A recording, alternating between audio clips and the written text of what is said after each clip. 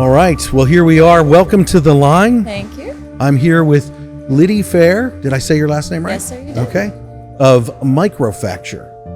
They are a family-owned and operated manufacturing facility here in central Pennsylvania. And they work all over the country. Their products even go into outer space. So I heard earlier, which is kind of fascinating. And we're gonna have a conversation today about what it is that you guys do, and Liddy, what you do here, and talking about manufacturing in America, talking about what it is to be a woman, a mom in the industry today, and how your faith and life all kind of intertwines together to be what this is here. So I really appreciate you stepping up to the line and giving me of your time here today. Yeah, thank you for being here. Thanks. Thanks. So, Liddy, you've been in manufacturing how long? All my life. Wow. Yeah, so my dad bought this business. He actually worked here prior, and then he bought the business. Okay. And so I have been here since I've been a baby. Wow. Yeah, it's been amazing. It's a beautiful industry to be a part of and to grow up in. It's taken a lot of sacrifice from my family and hardship to be in the position that we are right now. Yeah. And so growing up in this industry, I learned everything from answering phone calls to doing AR and AP to deburring parts and learning about machining. And wow. Yeah. Wow. So you talk about the sacrifice. I think a lot of people don't realize the sacrifice that it takes to be an owner, to be in business. We were talking a little bit earlier, and I made a comment. I was like, to be an employee, meaning Yeah. I remember when I went out on my own and I realized, there's nothing guaranteed. There's nothing for sure. Yeah. So you talk about that sacrifice. Tell me a little bit about the why, because I know from what you shared, how painful that can be. Yeah. Why do it? So for us and our family, it's all about legacy. We want legacy. Come on. We want to see American manufacturing grow and flourish. We want to see our family and our team grow and flourish. And so that's really the heartbeat of what we do. We feel called by the Lord to do this. Wow. And that's why we're in it. Wow. Yeah. He's really guided our steps. There's been a lot of miraculous moments, and he showed up every single time. And it's been hard. It's been extremely challenging, but he wasn't calling us to be comfortable. And so doing this has been amazing. But yeah, there's been a lot of sacrifices to be where we are today. Wow. Continues to be a lot of sacrifices. And you feel like it's worth it? I 100% feel like it's worth it. I think one of the things that I realized early on and it's interesting that you call it a call, because I would say, I think that's what entrepreneurship and business really is. Yes. Because it's always on. Like it's always, you wake up thinking about it, you go to bed thinking about it, you're on vacation, you're thinking about it. Like it's like, if you get a vacation. Yeah, if. That's key word, if. That's rare. Yeah. So, I mean, I love what you're talking about there, and I think that people just don't realize what that takes. Now, sometimes you get the benefit from the positives in a different way than an employee does, but I think that we don't really realize the risk that is out there. But the thing that I would say for me personally, when I asked you about, why do you do it and what's there, it's like when you know that you're doing and being about what you're called to, the fulfillment of purpose. The reason this is hard to say is because I've been there when the paycheck wasn't any good. But the fulfillment of purpose is more than a paycheck. Cool. Yeah. Yeah. True talk. So talk to me a little bit. So you grew up in this industry, I'm assuming, so you're a little kid in the shop. Yes. I spent many a days. What are some of the things that you did? Because if you're anything like it was for my kids, I'm sure your parents put you to work. Yeah. Yeah. Oh yeah. So but tell us about that. Here's the thing. I was never asked to be put to work. Like I just did it. I have loved this industry. Absolutely. Really? Oh my, yeah. I love it. What is it that you love about it so much? So I think for me, there's so much about being able to make stuff. Yeah. Like it's so cool. Taking a block of metal and making parts that go up into space or that our military depends on. Like, I mean, come on, that's incredible. Yeah. And so to be a part of that is wonderful because there's so much purpose in it. Yeah. It's like, this is needed. Yeah. And so that's really what I loved about it. And so I grew up homeschooled. Okay. And so I spent a lot of my time here doing school and then working and learning from my dad and my mom, who's just an incredible human being, both of them. And they really just kind of let that develop in me. Wow. And it's been a beautiful thing from the beginning. Wow. And so it's like all encompassing too with the family, because I met a guy earlier here named Micah, and it looked like he was flirting with you, but 100%. Yeah. So I guess, so he's your husband? He is my husband. And I also met in the office when I first came in to meet you. There was this little one on your hip here at work. Yeah. So it's like the whole family. He comes to work with me every single time. Really? Oh, yes. Really? My babies do not get left at home when I come into work. They hang out here. Wow. Everybody knows them very well. Yeah. Wow. And then my husband has been working here for years. We've actually been best friends since we were 15. Wow. And so, we have a lot of history, and this place has a lot of history with us in it. Wow. Well, I'm going to shift and I'm going to ask you some hard questions here in just a second, but let's start out with an easy one. Okay. It's funny, I say that. A lot of people struggle with this one. Liddy, what is a tool or piece of gear that you use every day that you can't live without? My Bible. Really? Oh, yeah. So you gotta tell us why. You're not the first person to say that on the podcast. Oh, really? Actually. Yeah. It's that. Yeah. Morning, afternoon, night. From wisdom to direction and obedience to purpose and vision. It's all in that book. Yeah. And so that really not only is a driving factor for me, but it's the biggest part of who I am, is my faith. Yeah. And being able to play that out in family, in motherhood, in homeschooling my own kids, in business. That's hands down what it is. Has faith always been a part of your life? Like, always. Did you grow up and your parents were involved in that way? And when did faith become your faith? So I would say my faith became more my own when I was about 7 or 8. I have chronic illness, autoimmune issues. And so they started popping up when I was really, really young, around 7 or 8 years old. And so then from, church and stuff, I grew up going, but it was totally different going from my parents' pillar of faith to my own. Yeah. And so once I experienced the Holy Spirit when I was 7 or 8, that's what kind of just led me on my own path. And then it wasn't their relationship, it was mine. Yeah. Yeah. It's really interesting. So I'm a father and my kids are all in that age right now where I only have 3 children, but they're all transitioning from what I would call being my children to being their own adults. Oh. And so I'm very blessed by them desiring to live out their faith. But even more so, whether it's even their faith or even their work, seeing them live out what they believe. Yeah. Even taking what they believe to a place that what I believe isn't even there. It's pretty awesome to watch. That's amazing. So, yeah, I would say it's one of the most fulfilling things in my life. Proud father. Yeah, for sure. So, I'm going to ask you a question that I think gets a lot of attention online. Part of that is the marketing brain, but the other part of it is it irritates me that it gets attention the way that it does. And I'm framing this up to say this. So you're a woman in manufacturing, and you're posting about these things. And I don't know if I can say this, but I'm going to, and then I'm going to ask you to say what you think.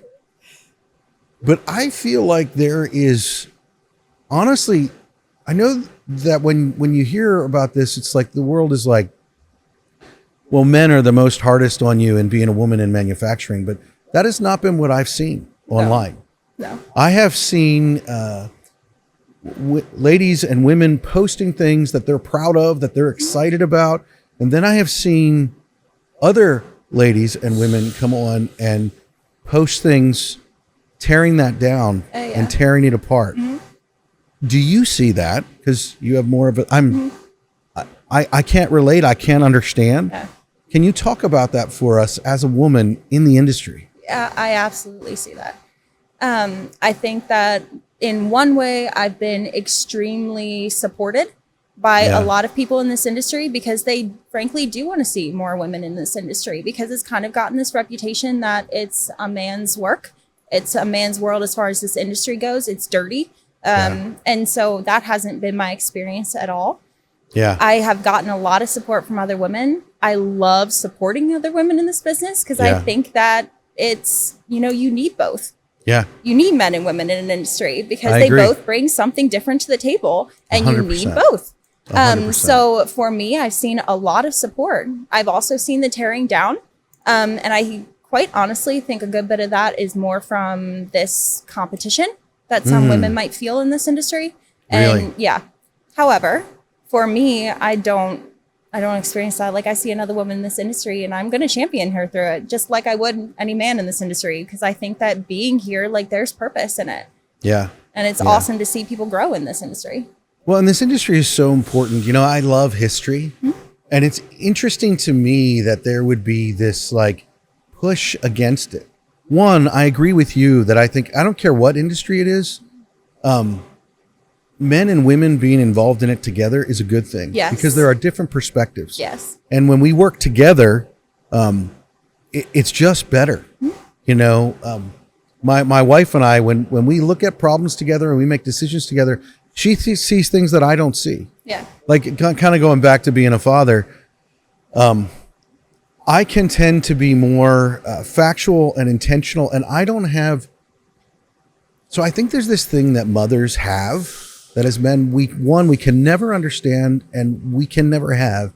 And it's this superpower of motherhood and being able to understand and see what's going on in your child's mind in a way that dad just can't get. And honestly, that's dad's job is to train that child to go out and be able to survive. But in my marriage and in my life, my wife helps me do that in a way that my children still love me. Yeah. No, I can relate to that. So I think that it's really interesting. I talk about history and manufacturing, and it's like, there's been a lot of talk lately about World War III. Yeah. And when is that going to happen? Yeah. And we lived through World War II, and it wasn't all that long ago. And the reason that the soldiers were able to fly the B-17s, the reason that the soldiers were able to land at Normandy and that they were able to defeat the Nazis, which I think we're all grateful for, was because the women in manufacturing back home that were doing the jobs that there was no one left to do. It's because of places like this. Exactly, because of places like this. Yeah.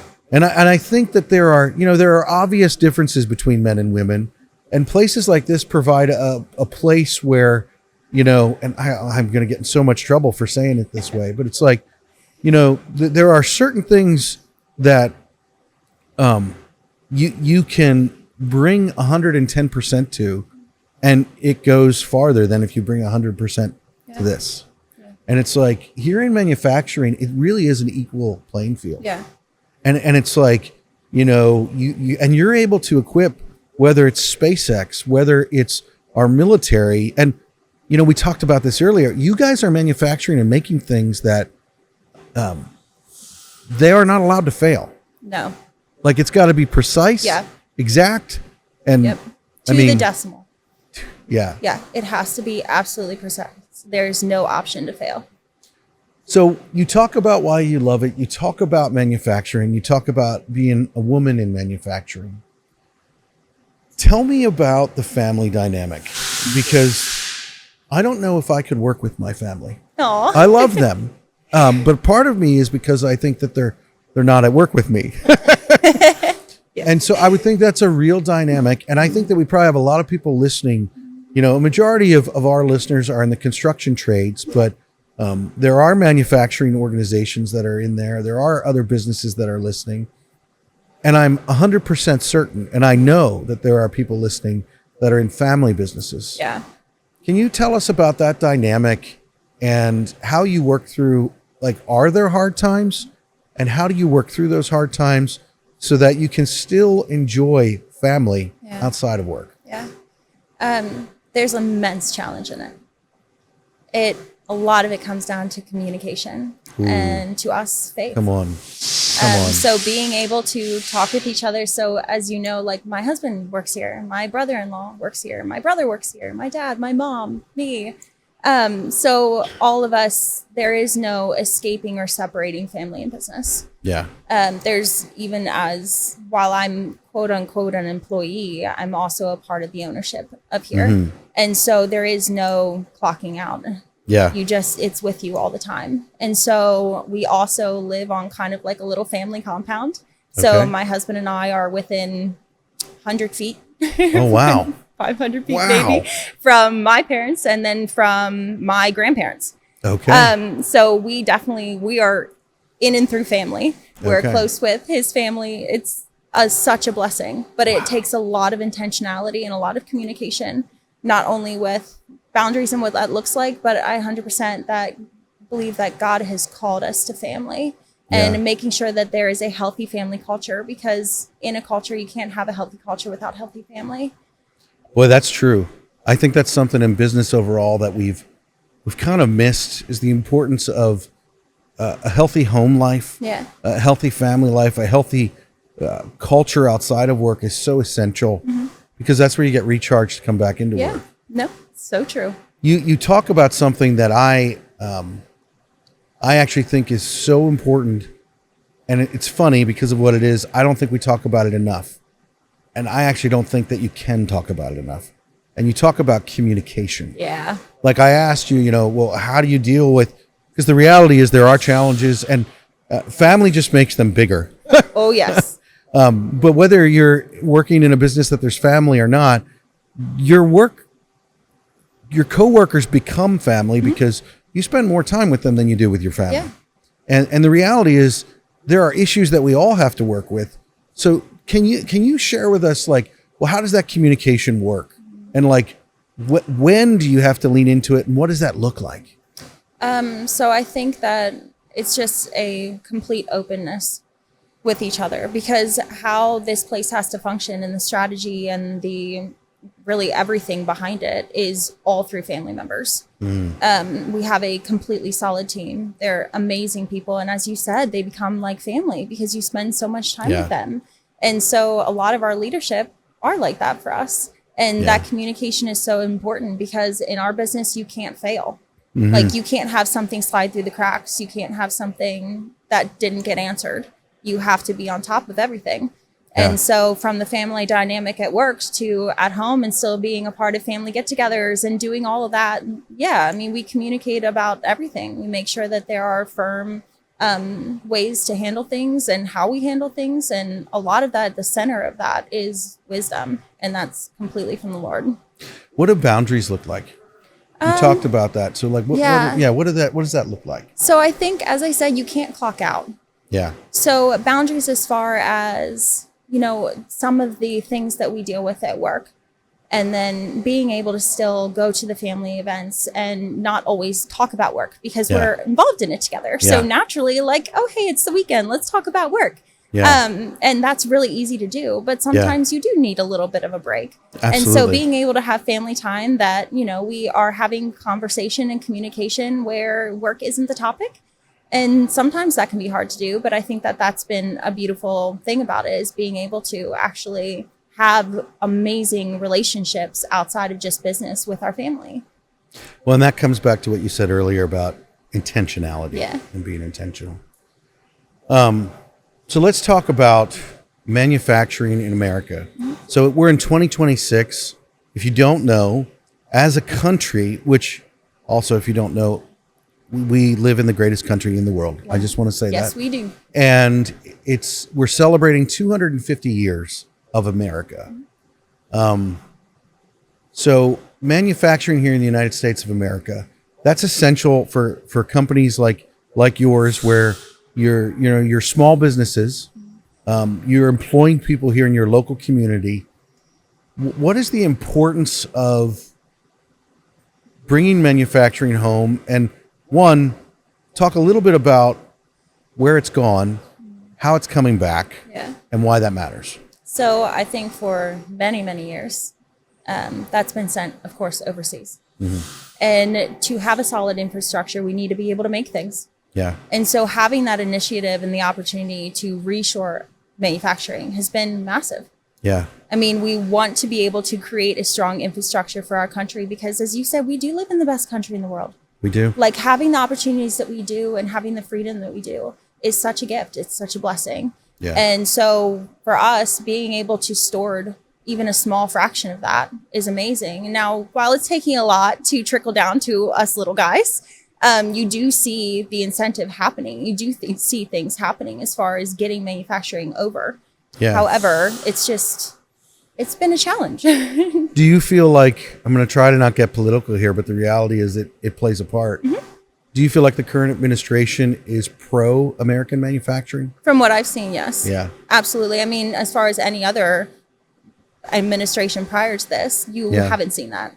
It's been a lot about encouraging overseas. It's been a lot about, making sure that we might not be the strongest. And you see the new administration that's actually doing that. So do you think, I'm just trying to, there's so many questions that I have. Yeah, you're good. One, why do you think, I don't know, 20, 30, 40 years ago, whenever it started, why did we start sending some of these things overseas? Why did we do that? I think it became more about how can we make it cheaper and less about quality. So what is quality to you, Liddy? So for me, it's having a standard, having a level of excellence in your business. And that's what we strive to do everything with, is a level of excellence. Like we want to excel in all we do. And so overseas isn't held to AS 9100. Yeah. They're just not.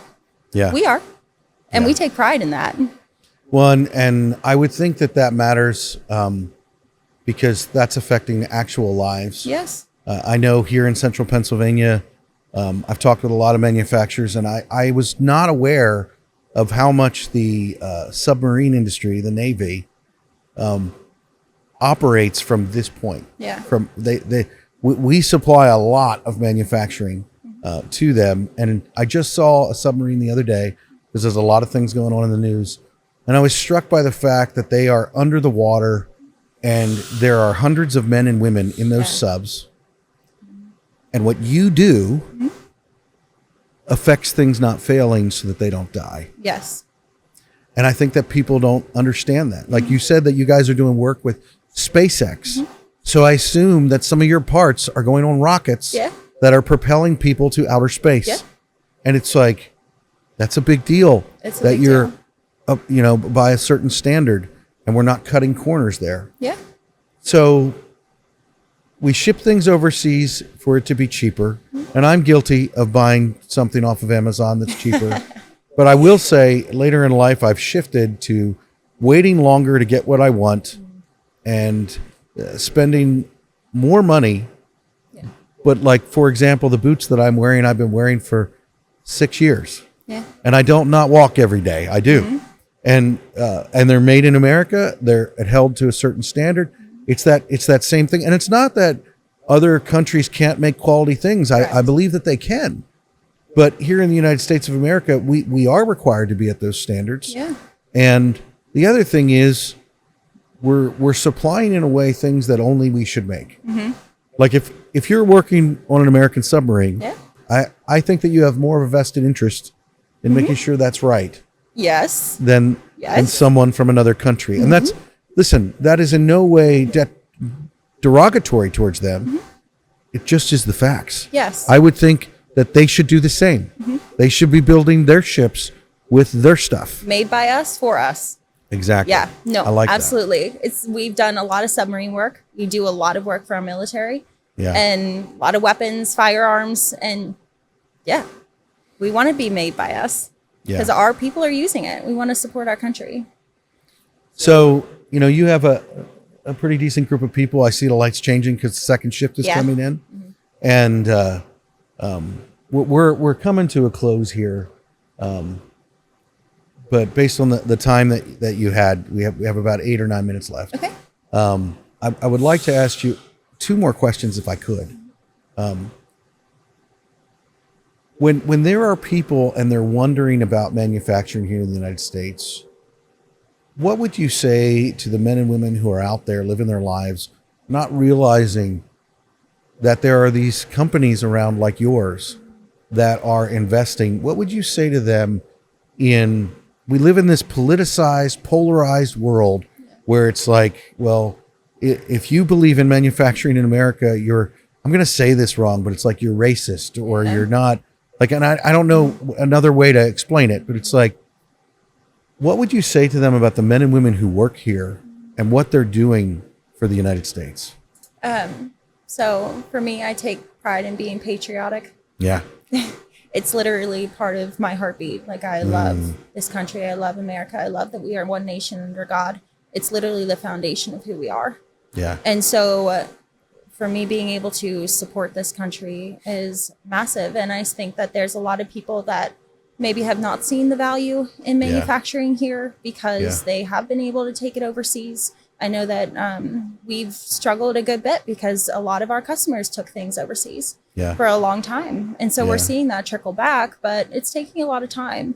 And so for me, about supporting our country is massive because, as I said, we want it to be made by us and for us. I mean, for somebody overseas to be making things for our military or be making things for companies that we rely on for defense or whatever it may be. Yeah. I mean, I see a problem in that. Yeah. And so I'm seeing this administration really take initiative to reshoring that and making that an absolute foundation. Yeah, I agree. Liddy, what's a mistake that you've made in life or in work that you would be willing to share with people that they might be able to learn from? That's a really good question. I can. I've made a lot of mistakes. Well, and I have too. I can talk about one of my own. It's funny. I always ask this question to other people, and I always feel like it's unfair because I'm putting you on the spot. And it's like, if I want you to be real and honest, well, then I need to be real and honest. I can remember for me, and I might have talked about this. You know, the older I get, I repeat myself. But I remember growing in the business, and when it came to, it wasn't just me anymore, and I was working with a team of people. And I didn't fully understand what they were dealing with. And I didn't have all the facts. And so I would react and be frustrated and be like, I used to have this phrase, I don't even want to say this out loud. But I'd be like, because I was reactive when I was younger. I still am. But the cool thing about age and experience is you fall on your face so many times, it hurts so much that you eventually start to think twice before you do it again. And so I used to say this phrase where it's like, well, what were you thinking? You weren't thinking. And it's like, I didn't know all the factors of what was there. I was just trying to deal with the situation. And with hindsight, which is a really great gift, by the way, I was able to look at something and be like, well, I wouldn't have done that. And the reality was, this is the mistake that I made. I made an assumption based on having more facts than the person that made the decision because I'm on this side of it. And I made an assumption that I would make the right choice. And you talk about God and faith, and I believe in God. I believe in faith. And I believe that pride comes before the fall. Yes. And I think that God has a sense of humor. And I fell a lot. And it was like over time I began to learn, oh, I don't have all the facts. How arrogant of me to think that I would have made the right choice. And the way that I was taught that was God put me in situations where I made the wrong choice. Yeah. But then he put people in my life and on my team that had grace for me in that moment. And I realized the importance of, we will make mistakes, but if we are surrounded by people that care and can express grace, then we can actually learn from them, grow, and be able to go beyond our mistakes to the next level. Yeah. So that's a mistake that I've made. What's a mistake that you've made? I can definitely relate to part of that. Yeah. I think probably for me is the fact that I really held back from stepping into this industry for quite some time because I didn't have the technicality of it. Like, I was raised in this industry. I know a little bit about what I'm talking about, but as far as the technical side of things, I don't know enough. My brain is not wired that way. Yeah. I'm wired for marketing and for, motherhood and making sure that there's passion behind this industry and so other people can see it. Yeah. And so for me, I really let a lot of my insecurities hold me back from being a part of this industry because I felt like I was wired for it, I guess you could say. And so being able to see other women in this industry and be able to see other people that are championing people in this industry and that, it is not a dying field in any sense.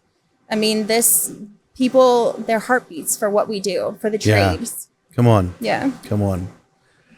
I think, all right, I asked you 2 questions. We're 2 minutes over. Can I ask you one more? Yeah. Okay.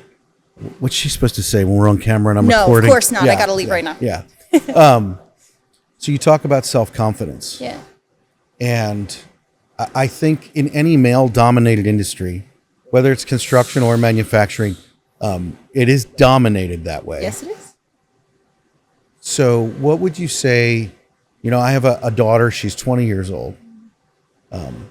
What would you say to girls like my daughter who are entering into the workforce, who are entering into life, and it's like, and she currently has a job at a construction company working in their office, and she's the only girl in the construction office. Oh. And so it's like, I've been there. Yeah. And she's not the only young lady in the company, but she's the only one in the office there working with all these men. Yeah. What would you say to these young women who are coming into the workforce, whether it's manufacturing, construction, or whatever it is? You talk about self-confidence and how you needed to overcome that. Yeah. How would you encourage them in entering into their careers? So no doubt is it intimidating. Yeah. I think being raised, though, by a strong woman has made a big difference for me because she has shown up in this industry for a very long time and just runs with it. Yeah. And so being around that feeds on you a little bit, yeah, right? A little bit. I've definitely grown in that a lot. But for women that are starting out in this industry, I think that there's really a lot more encouragement and a lot more support than they realize. Because when you first go into it, you feel a little bit alone. Yeah. But getting connected to a community and to other women that are in this too, so that way you can walk through some things together is majorly important. Yeah. And I've had a lot of support in this industry from a lot of men and women. It's been amazing, but support is huge. Having a community like Women in Manufacturing or whatever that looks like has been pivotal.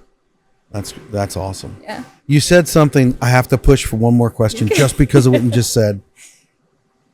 You talked about a strong woman in your life. Yes, sir. What do you say a strong woman is? I say a strong woman is one who operates in wisdom. I would say that is the biggest thing for me. Like my mom doesn't just decide based upon, things that are happening. She seeks wisdom in all she does. And I choose to do that.